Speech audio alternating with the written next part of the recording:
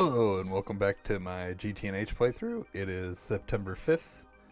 You can see everything's just loading and I just logged in, fresh back from cards. Got my butt whooped. Didn't win a single match, but that's okay. So, like I said yesterday, pretty much knew I wasn't gonna have a video. So I'll kind of go in order of things I did. So this stuff we're seeing right here, you can see I've kind of done some cosmetic upgrades with a little bit of functionality for this area. I'd like to be kind of like my main info center. I know eventually I'll have wireless AE and stuff and I won't technically need it as much, but I still want somewhere to see all my info. In particular, what these guys all are the 4 different vacuum nuke setups we got going on with 2 screens per each setup because each setup's 4 vac nukes. These guys are the advanced display. I'm actually a little sad that you can only put 3 sensors into each one because, man, do everything in sets of 4s and 3's kind of awkward. I did decide for each of them to put one of these Greg Tech sensors in, and these guys are sitting on the Labotron supercapacitors, and just giving me a little info for those. If you're wondering why the screen's kind of flashing on all of them, it's because I was trying to fix an issue. It's not doing it right now because I just logged in, but maybe by the end of the video it'll show up. Basically, what's happening is every once in a while when I leave here, even though everything is chunk loaded, only one of these guys will show up. Like, it just stops showing all the information. So I figured I'd try this little setup to see if like turning it off and on real quick would reset so it shows all the info. But for the record, this doesn't actually work. So it's just right now I tried it in both directions where either I was flicking them on and or flicking them. Right now I have them flicking them off. If I do this, they won't flicker anymore. But on this side, I just threw this one up for, it's got the drill plant, which is down over there. And then the only miner I have going at the moment, because I haven't gone to the other planets and or the Twilight Forest to move the other 3. I did actually throw this one down with a purpose, unfortunately. So let me pull up the map real quick. I threw the miner down over here on this manganese vein, specifically because I need niobium, and you get that from the tantalite byproduct. Actually, had I realized this or not made a mistake, I would have actually had already run a miner through one of those. In my head, though, I was kind of mixing up tantalite and tantalum because you get tantalum from what's it called? Oh, where is it? The slag. It's the centrifuge here. Be the Elmanite slag. And in my head, so I threw a miner down on the moon specifically to get Elmanite ore going so I can get the slag, thinking in my head that it would also get me the niobium, but unfortunately I just kind of mixed things up and kind of blurred things together, but that's not too big of a deal. I mainly wanted that specifically for setting up some multi-blocks. So the other thing I did besides this little setup was start working on my multi-blocks. Specifically, kind of decided to go in that direction because earlier today I was kind of sitting there just trying to figure out what I wanted to do. I actually did some, even crafted, earlier I was trying to figure out what to do, so I started looking in the craft book, and I actually didn't have this monazite task unlocked yet. To unlock it, you actually need to do a different multi-block task, which if we go down here to the multi-block goals, you need to do this guy first, getting muddy with monazite, to get this digester. So I haven't set it up, but I did craft everything you need for it, which it's a pretty big multi-block. You needed 52 of those robust tungsten. Is the main thing. Honestly, didn't take that long to craft because we have like 10,000 tungsten steel just from our bees, but got this guy going. And then while I was doing that, I kind of felt inspired to get back to building some of the auto-crafting multi-blocks because I can't quite remember what kicked me off back on it, but if we hop down to this level here, we can see these guys are all the mixers. So I set up one each for all the main ones. So this is a like no circuit number. This guy right here is circuit 1, I believe. 1, 2, 12, 13, and 8. I don't know, I thought for some reason in my head that there were 6 main ones, but not really. And then these guys are just kind of the catch-all for these other random circuits. So basically these two all throw on all the other numbers as they pop up, which are, so far we've got 4, 20, and 6. And then the way I have it going right now, we just got input buses, and then they're all on this, all their outputs are going on the same ender conduit, which all ultimately lead back to this chest, and then there's some acceleration upgrades, so it all gets in there pretty fast. The other thing I set up, this is where we actually need the niobium, but I set up 2 of these guys just to keep things moving a little faster. These are my first 2 extruders. This guy has all my rods. You see, I had to actually dedicate 2 interfaces so far for rods, and then I put it in rotors as well. I was looking at my extruders to see which things I use the most. So it's cool to get these guys set up. It's amazing how fast those actually speed things up. The other thing I finally got set up, I had crafted these days ago and never put them up here, was the 4 vacuum freezers to just help up the speed of processing through this.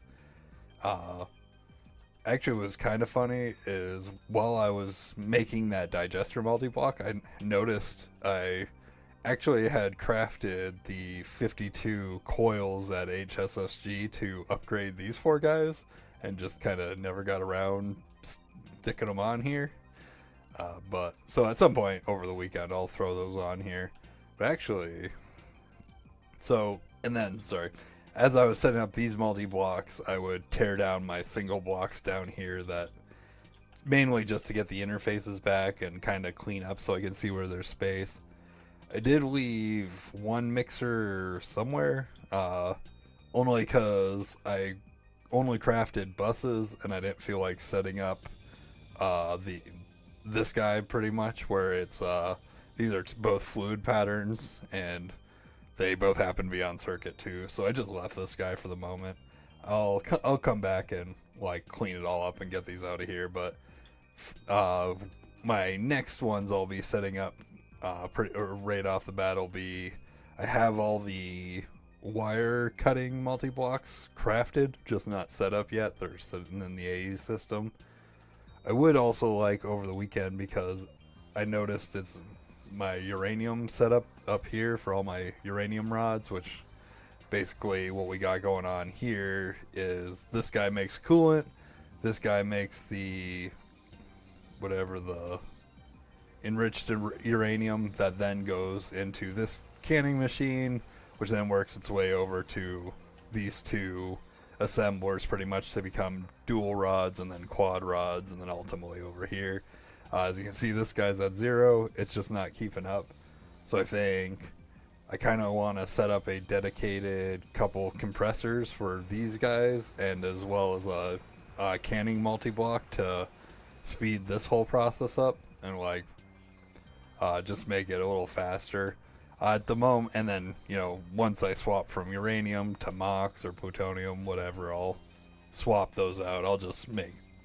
I'm pretty sure I'll only need 1 line, because I think my plan will be I'll upgrade those once I have access to the next level of energy hatch, where I can handle a little more power, and then I'll swap all of them at once instead of having 2 different rod processes going on at the same time. But and I should say, I didn't do anything over here today. I pretty much the only thing I did was on these ore dictionary filters, I just set it up so that the tantalite processes the way I want it to, but the rest of the stuff coming in off the miner isn't getting processed. Like if we look here, somewhere in here, there's going to be, let's see, crushed. Oh yeah, it's all washed. That's why. So yeah, we're all, or they're still stuck in this phase, but there's nothing really in here that I'm overly worried about processing at the moment. Once we delve into these lines, so my goals for next week, before I go into what I'm going to do over the weekend, I want to set up this processing line through, and my goal next week is to knock out both of these. It would be nice to, I don't know, have the itch to kind of move forward. Part of it is because with doing all this cosmetic stuff, I'm feeling a little inspired because I was looking at trying to find some better lighting solutions. As you see, it's night now. I'm going to turn my night vision off for a moment. Up here's where I want to do like the monazite line, for example. And I was playing, I don't want to spam torches anymore. Also, when I'm not recording, I play with the night vision off, so you can see what it looks like here. Even with these guys on the ceiling, like this is all dark, and if I turn on, like mobs can still spawn in here. I mean, I know I have the monster repellers, but I would like it to be brighter. And looking at that, the best lighting thing seems to be this arc lamp, but it needs these really fancy glowstones in the middle. The compressed dash plate, no big deal, but it basically Sears should be the first one I can get to with tier 3. But to get to tier 3, I need to finish those, or do those 2 lines and this whole little segment over here. So goal is to do both of these and have them set up and at least rolling while I play with it. Over the weekend, though, my goal is to kind of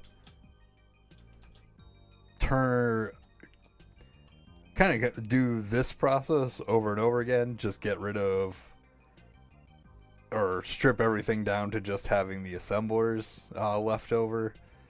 So get rid of the compressors, the lathe, the wiring machines, all that jazz. I'm also kind of tempted. Like I was saying, even with all this blast furnace setup still feels really slow. I could realistically spam more blast furnaces, but I noticed, I guess I can turn the lights back on, this mega blast furnace, blast furnace, this guy right here, you need 864 heating coils. I was like, that's a lot. However, if we go to HSSG, I'm like, I'll just say try to craft 900 of these. The only thing I'm missing is mica, which I know I actually have this amount. It's just sitting in its purified form at the moment and hasn't been processed back to the dust. And then this vanadium, which all I need to do is, I have tons of magnetite vanadium. I just don't have anything set up separating the two at the moment. I haven't really had a need to. But everything else in here, like if you look, like this is not the silicon dioxide. It'll take up a little bit, but that's only because I specifically capped that one at 4,000. Like we get tons of this stuff. Everything else, 9% for the molybdenum. I probably said that wrong. 1% of the chrome. Asbestos a little low, but actually it would be a lot of asbestos, but that's fine. Yeah. All this, basically what I'm getting at is the mega blast furnace is definitely available for me. Just that craft would probably take hours. So I would want to set up like the wire mill and stuff first, because that would help a lot. But otherwise, like, it's definitely doable. So my goal, I think, specifically for tomorrow, is set up any multi-block involved with crafting that mega, as well as to go with it, I would want to set up the mega vacuum freezer, which in itself seems pretty straightforward. It's just a lot of stuff, like 800 frostproof casing, no big deal. Yeah, that seems real straightforward. Let's see. Just 64 vacuum freezers. So, I mean, it's a lot of circuits. And the same thing for this guy. 64 of these, but this guy's made with just 3 LV circuits. So, I mean, it's basically free anyways. But get any multi-block that would be used in the auto processing setup to then craft those, or at least start the craft before I go to bed tomorrow, and then find somewhere. I'm thinking directly to the right over here to get those guys crafted. Otherwise, that's pretty much all I got done over the last couple days. It feels good to get the auto crafting speed up. It'll be nice when that's all done. And yeah, I think I'm gonna set up the wire mills and then go to bed. So I hope everybody has a good night and a good weekend, and I will see you next week. Goodbye.